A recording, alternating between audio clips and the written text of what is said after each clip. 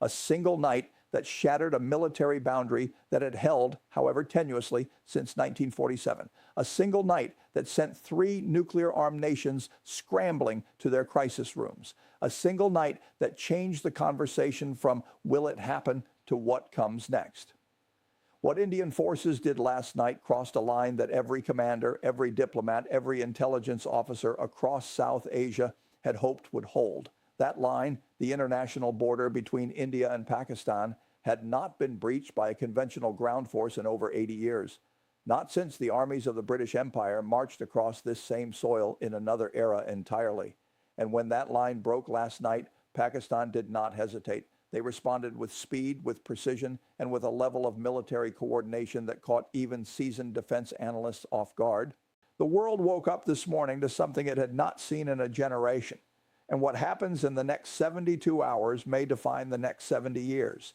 For months now, there had been signals, not official briefings, not formal diplomatic cables, just signals that India was preparing something far beyond its usual pattern of surgical strikes and cross-LOC artillery exchanges. India has been assertive, yes, but they have been methodical in their assertiveness. Their moves over the past 2 years have followed a certain rhythm, a cadence, almost a choreography, a provocation on the line of control, a retaliatory airstrike, a diplomatic statement, a cooling-off period, repeat. But what set off alarm bells in Rawalpindi and Islamabad this week was that the rhythm went silent.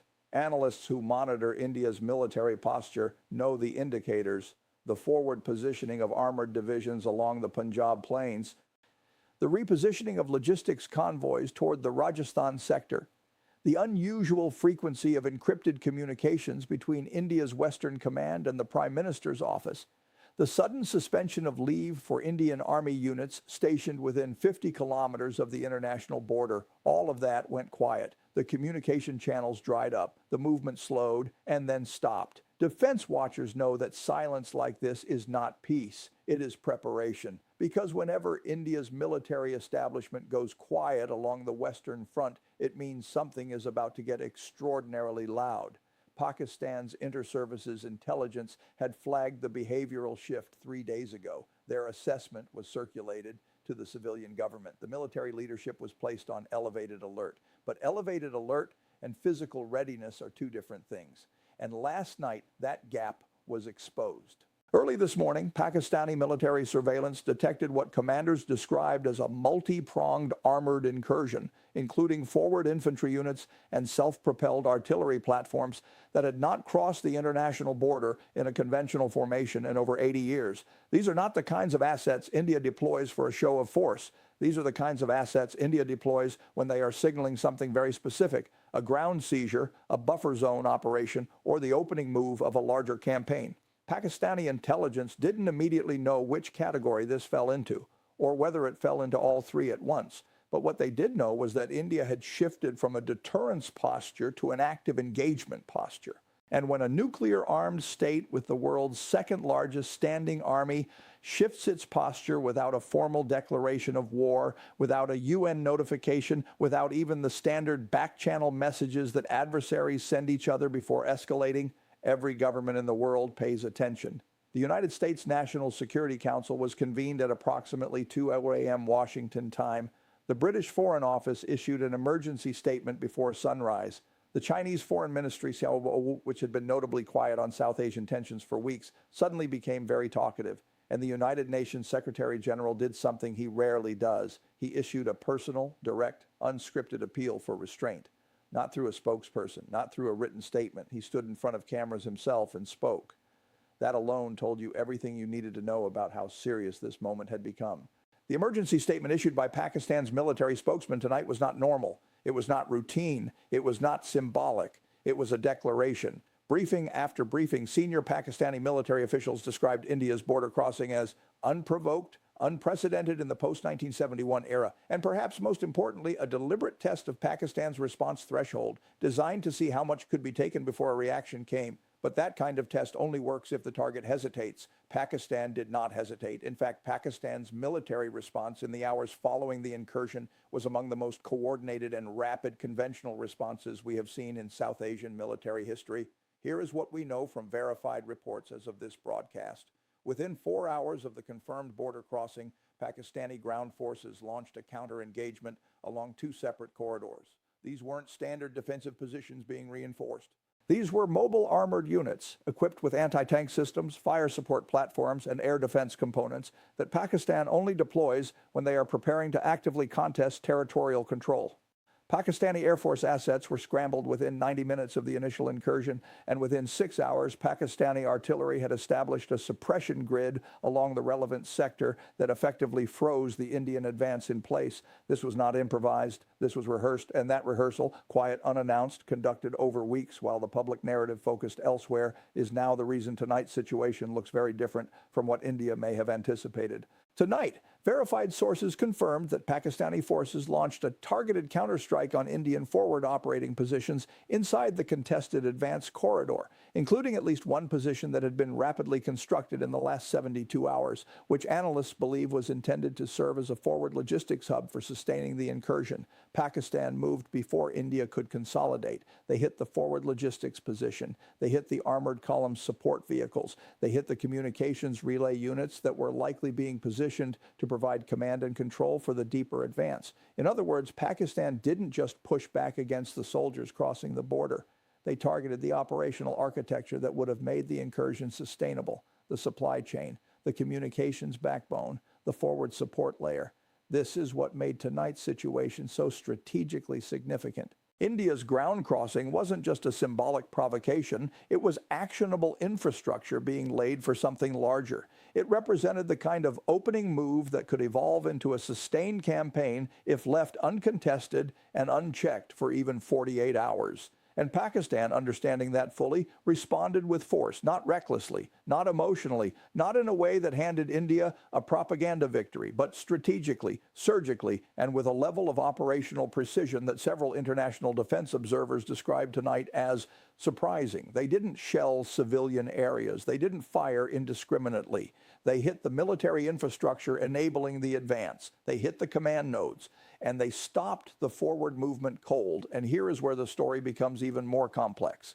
Defense analysts now believe that India's ground crossing was designed to probe the political will of Pakistan's civilian government following months of internal economic and institutional pressure. India wanted to see whether Pakistan's civilian leadership, battered by inflation, IMF negotiations, and internal political division, would restrain the military response for fear of further economic destabilization. They wanted to see whether Pakistan would blink, but instead the opposite happened. Pakistan's civilian government and military leadership issued a joint statement, and something that does not happen casually, that was so unified, so unambiguous that even India took notice. You don't get a joint civil-military statement from Islamabad easily. The last time that happened under this level of crisis pressure, it fundamentally changed the course of a confrontation. A former NATO analyst speaking to international media under anonymity described India's move as a threshold probe, a deliberate tactical action designed to identify the exact boundary of Pakistan's tolerance before triggering full escalation. But Pakistan proved tonight that they remain both militarily capable and politically unified. Their response was not only operationally effective, it was calibrated so precisely that it achieved military deterrence without triggering the formal escalation ladder that would have forced the nuclear dimension into the conversation. That calibration matters because it shows something deeply important. It shows that Pakistan is not reacting from desperation. They are operating from doctrine. They are not a state being pushed around and scrambling to respond. They are a state executing a prepared contingency, coolly, professionally, and with strategic purpose. As reports continued coming in throughout the night, the full scale of Pakistan's response became clearer. Pakistani ground forces carried out a coordinated counterpush along the southern flank of the incursion corridor, forcing Indian armored units to halt and consolidate rather than advance. Pakistani Air Force jets conducted suppression operations targeting Indian forward air defense assets that had been moved up in the last 72 hours, a move that stripped India's advance of its overhead protection. Pakistani electronic warfare units operating along the full length of the contested sector reportedly disrupted the encrypted communications network being used by India to coordinate the incursion, essentially blinding the advance at a critical moment. This wasn't just a military response. This wasn't just a territorial defense. This was a demonstration of integrated warfare capability. This was a message sent through military action rather than diplomatic language. And that message, the coherent, layered, multi-domain nature of Pakistan's response, is the one thing India's strategic planners have struggled to fully account for in recent years. For every advance India has made in military modernization, Pakistan has countered with something that complicates the operational calculus. Tonight was a live demonstration of that dynamic. Remember, India's strategic community thought that Pakistan's internal pressures would translate into military hesitation. They thought that economic fragility would create a window of strategic opportunity. They thought that a rapid, limited ground operation could achieve a fait accompli before international pressure forced a halt, with India holding new facts on the ground. But tonight, the exact opposite is happening. Pakistan responded faster than the incursion could consolidate. Pakistan's international outreach to China, to the Gulf states, to the broader international community began within hours and is already reshaping the diplomatic framing of this crisis. And Pakistan's military response, rather than being the desperate improvisation of a state under pressure, has been the methodical execution of a prepared defense, one that suggests Pakistan knew this was coming and had a plan ready. This is not the first time the theory of Pakistani vulnerability has been tested. In 2019, the Balakot episode produced a similar assumption that India could strike and face limited consequences. What followed instead was a sequence of events that forced a rapid de-escalation and left both sides reassessing their assumptions. History, it seems, is rhyming again tonight. What makes this moment so consequential and so dangerous is that India's ground crossing happened at a time when Prime Minister Modi is navigating an extraordinarily complex political environment. His nationalist base wants decisive action and territorial assertion. His military establishment wants strategic gains without triggering nuclear thresholds. His economic advisors want stability and investor confidence preserved. And his diplomatic corps wants India to retain the image of responsible regional power. Modi is balancing these four completely contradictory demands while simultaneously managing an active military operation that has already drawn international condemnation. That is an extraordinarily difficult position. And when leaders in that position make sudden, dramatic moves and crossing borders that haven't been crossed in 80 years, they are rarely doing it from a position of unchallenged strength. They are doing it from pressure. Pressure to demonstrate decisiveness. Pressure to satisfy constituencies that have been primed for years to expect bold action. Pressure from within the political ecosystem that demands results, not restraint. That kind of pressure produces decisions that are bold on paper and complicated in execution. And tonight, the execution has already become far more complicated than the decision makers in New Delhi anticipated. The United Nations Security Council emergency session, now formally convened after a request filed jointly by Pakistan and China, was designed to signal that the international community is not willing to accept a unilateral military border crossing as a legitimate instrument of statecraft. The U.S. State Department said plainly that India's ground incursion was inconsistent with regional stability commitments and established international norms. That is carefully constructed diplomatic language for what India did tonight is not acceptable, and we are putting that on the record. You don't usually hear that tone from Washington toward New Delhi unless something has crossed a threshold that America's own regional calculations cannot afford to ignore. The UK Foreign Secretary echoed the language within the hour, coordinated messaging that signals these statements were not improvised, but prepared in anticipation of exactly this kind of escalation. China's foreign ministry went further. They described the incursion as a serious violation of sovereignty and confirmed that China's defense commitments to Pakistan remain fully operative. That sentence, commitments remain fully operative, is the most significant single statement issued by any government in the last 12 hours because it tells India clearly, publicly on the record, that this is not a bilateral confrontation. This has a third dimension. And that third dimension changes every calculation on the board. Meanwhile, Pakistan's prime minister addressed the nation in a composed, measured, and deeply serious televised address late tonight. He said, Pakistan has not sought this confrontation, but Pakistan has prepared for it, and Pakistan will meet it. He said, our forces are defending the sovereignty of this nation with the full support of every institution of this state. That unity is our greatest strength.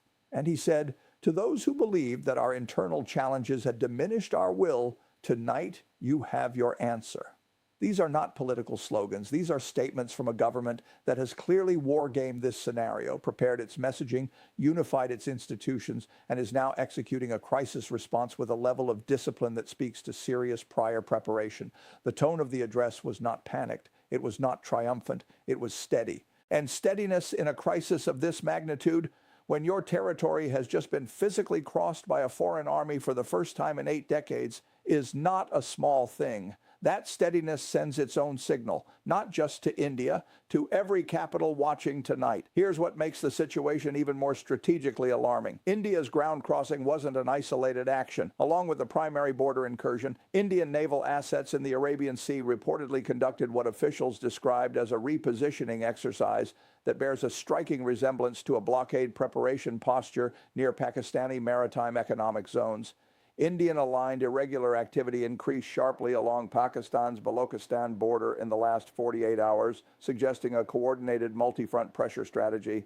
Indian cyber operations, according to Pakistani intelligence, targeted at least 3 critical civilian infrastructure networks in the hours preceding the ground crossing: energy grid management, financial clearing systems, and emergency communications. All of this happened within a single 72-hour window. This is not coincidence. When a state moves ground forces, naval assets, irregular networks, and cyber capabilities simultaneously, it means a coordinated operational plan is being executed, not a series of independent decisions. This was a campaign initiation, not a provocation. And Pakistan, along with its allies in the international community, is now responding to it as exactly that. Analysts are now considering several distinct scenarios for how this develops in the next 72 hours. One possibility is that India consolidates the seized ground, presents a set of political demands, and uses the military facts on the ground as negotiating leverage, essentially attempting to convert a military action into a political settlement. Another possibility is that India attempts to extend the incursion, testing whether the depth of Pakistan's response can be sustained as the operational tempo increases. The third possibility, the one generating the most anxiety in international capitals tonight, is that India attempts to force a nuclear signaling moment, pressuring Pakistan to choose between military humiliation and the kind of escalatory response that crosses thresholds no state should cross. But today, Pakistan moved to take that third card off the table. They didn't appeal for ceasefire without conditions. They didn't absorb the incursion silently waiting for diplomacy. They didn't signal weakness in any dimension, military, political, or diplomatic. They responded with coordinated multi-domain force. They framed it internationally with immediate precision, and they unified their state institutions in a manner that makes the exploit Pakistan's internal divisions strategy visibly unworkable. India's 3-option playbook has been significantly complicated within the first 12 hours. What we are watching unfold in real time is not simply a military confrontation. It is a test of strategic resolve. India wants to see whether Pakistan's response can be sustained, internationalized effectively, and backed by its allies with meaningful support. Pakistan wants to demonstrate that its deterrence architecture, military, diplomatic, and nuclear, remains fully functional and credible despite years of narrative suggesting otherwise. The United States wants to prevent this from crossing the threshold where nuclear signaling begins, because once that vocabulary enters the conversation, the rules of crisis management change entirely. And China wants to prevent a regional destabilization that undermines its Belt and Road investments, its access to the Arabian Sea, and its broader strategic positioning against India, while simultaneously using this moment to reinforce the value of its alliance with Pakistan. 4 actors, 4 sets of objectives, 1 piece of ground in Punjab. The next 72 hours will determine which set of objectives shapes the outcome. Tonight, we have heard from international monitors who are now tracking troop movements across the full length of the India-Pakistan border, not just the site of the original incursion. They say India's main strike formations have not moved further, but have not withdrawn. They say Pakistan's counterpositioning is now fully established and sustainable, meaning Pakistan is not stretched, not scrambling, but holding. And they say India's decision to cross the international border with conventional ground forces is likely the opening act of a larger operational design intended to fundamentally reshape the territorial and political status quo in the region. But Pakistan is not absorbing. Pakistan is contesting, actively, intelligently, and with the support of the international community solidifying by the hour. Their response tonight, coordinated, calibrated, and communicated with clarity, sent a message to India that the cost of this operation has already exceeded initial projections. And it sent a message to the world that Pakistan is not the strategically vulnerable, internally divided actor that some had chosen to portray it as. The narrative has shifted. And in geopolitical confrontations of this nature, narrative is not a secondary consideration. Narrative is a weapon, and tonight, Pakistan is wielding it with considerable effectiveness. As the hours go on, we expect more details to emerge about what exactly India hoped to achieve with last night's ground crossing. But what we already know is that Pakistan's response, military, diplomatic, and political, was timely, unified, and strategically sound. It halted the immediate advance before it could consolidate into a sustainable territorial control. It activated international mechanisms that now impose real diplomatic costs on India for every hour the incursion continues. And it demonstrated to every audience watching that Pakistan's deterrence posture is not theoretical. It is operational, tested, and functional. What happens next will depend almost entirely on what India decides to do in the next 48 to 72 hours. If India withdraws its forces and seeks a negotiated de-escalation pathway, this moment will be remembered as a dangerous miscalculation that was contained before it could cascade. If India attempts to hold or extend, Pakistan and its allies have already demonstrated they are fully prepared to sustain the confrontation at every level of the conflict spectrum. The choice is India's. But the consequences of that choice will be felt by two nations, 1 billion people, and a global order that has spent 80 years trying to ensure that the subcontinent's nuclear dimension remains theoretical rather than operational. And tonight, for the first time in 80 years, India appears to be uncertain. The advance is frozen. The diplomatic isolation is deepening by the hour. The international coalition that was supposed to remain passive has instead mobilized with unexpected speed. New Delhi is quiet tonight, unusually quiet. And when a government that has just launched its most audacious military operation in a generation goes quiet, it means they are reassessing. It means they are calculating the gap between what was planned and what has actually unfolded. It means they are choosing their next move with far more care than they chose this one. Because tonight, India's strategic planners learned something they perhaps believed they already knew, but needed to be reminded of, that Pakistan's resilience is not a media narrative. It is a military and political reality, that the 80-year-old boundary was not simply a line on a map. It was a threshold that carries consequences measured not in hours, but in generations. And that when that threshold is crossed without genuine strategic clarity about what comes next, the crossing itself can become the trap. This story is far from over. The ground situation is frozen but not resolved. The diplomatic channels are active but not conclusive. And the military postures on both sides are elevated in a way that leaves almost no margin for miscalculation. But tonight, one thing is unmistakably clear. The border was crossed, but the outcome India expected has not materialized. The response was prepared, rapid, and credible, not the hesitation that was anticipated. And the world, watching with the quiet dread of people who understand what nuclear neighbors and open conflict truly means, is now waiting to see whether wisdom finds its way into the room before the next move is made. We will be here, watching every development as this next phase, the most consequential in South Asian history since 1971, continues to unfold.